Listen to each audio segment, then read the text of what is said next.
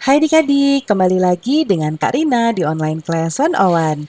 Kali ini kita akan belajar kelas 2 tema 3, subtema 4, tugasku dalam kehidupan sosial.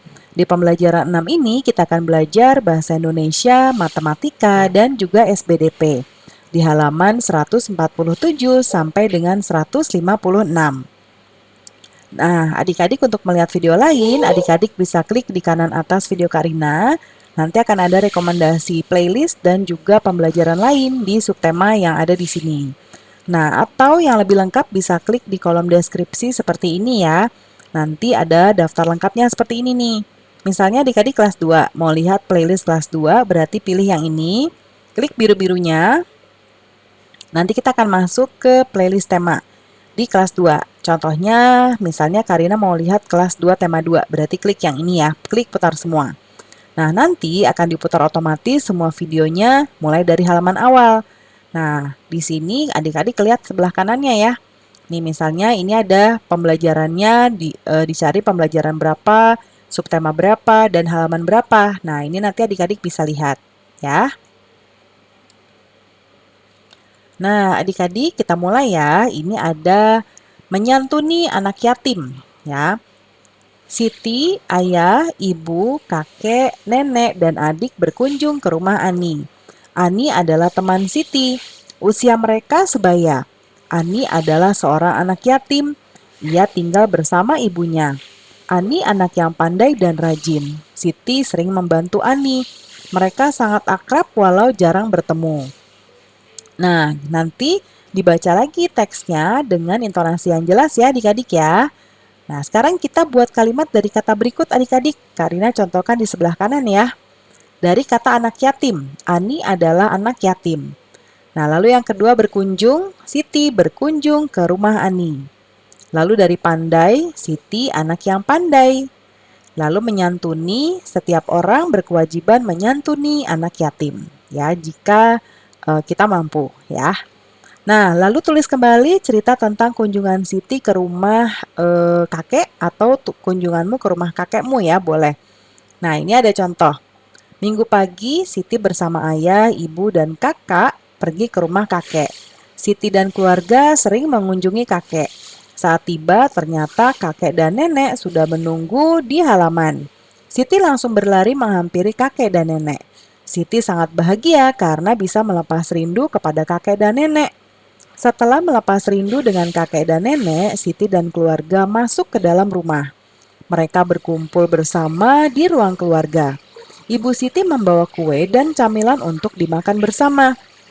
Mereka pun makan camilan bersama sambil bersenda gurau dan bercerita. Nah, itu contoh dari Kak Rina ya.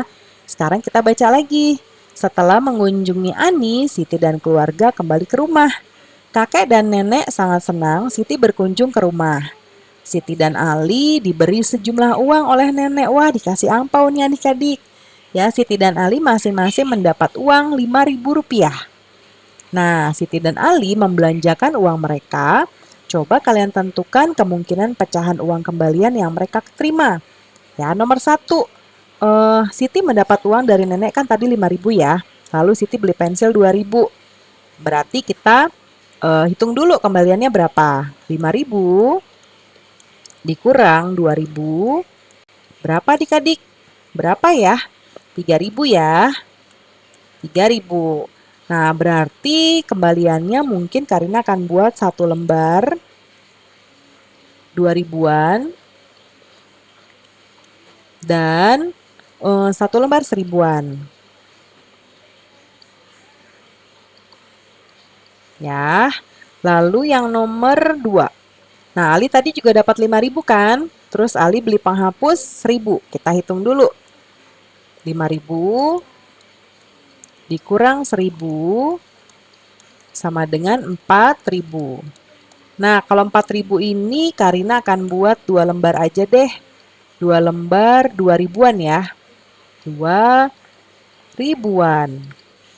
Lalu Siti mendapat uang 5.000 tadi, lalu membeli buku Rp3.000. Kita kurangi dulu nih, berapa kembaliannya. 5.000 dikurang 3.000 sama dengan Rp2.000. Jadi mungkin yang ini Karina mau buat 2 lembar, kembaliannya ya 1000-an. Nah, ini kembaliannya ya.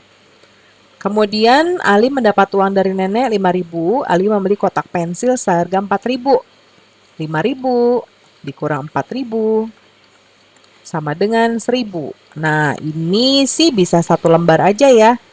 1 lembar 1.000-an. Nah, gampang ya adik-adik ya. Kita baca nih selanjutnya. Kakek adalah seorang yang hebat. Dahulu kakek pandai membuat prakarya. Dari kakek, Siti belajar membuat tempat pensil dari barang bekas. Nah, ini ya cara membuatnya, tempat pensil cantik. Jadi, alat dan bahannya adalah botol plastik bekas minuman ya, 1 buah, lalu kertas sampul warna hijau atau warna lainnya boleh. Ukurannya 21 cm kali 8 cm sebanyak 1 lembar.